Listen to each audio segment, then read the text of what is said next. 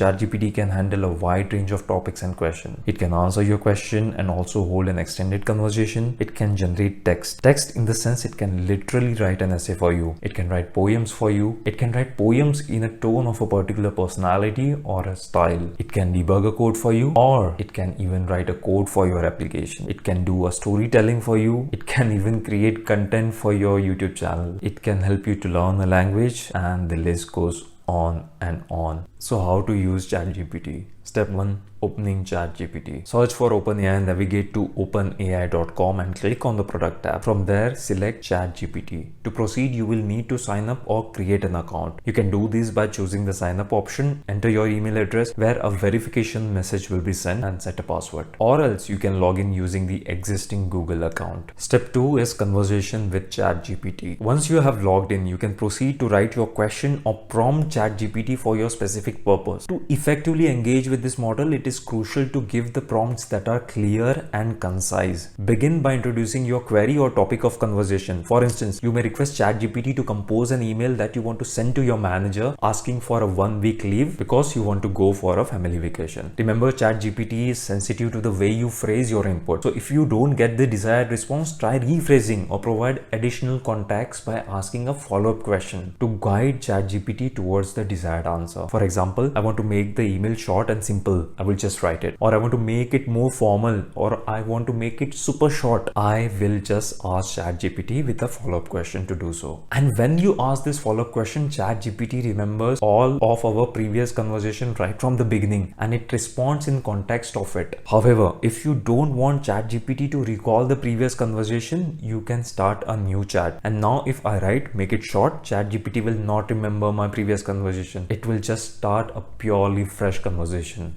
Step 3 is settings and additional info. You can delete the conversation from the panel in the left. You can have the option to clear all the conversation in one shot instead of deleting one by one. You can hide the left panel. You can also change the theme to dark from setting option. You can also export the chat data. Additionally, remember that the free version utilizes GPT 3.5 version. If you wish to upgrade to GPT 4 version, which is more reliable and have more capabilities, you have to pay for the services. Thank you for watching. Oh, oops.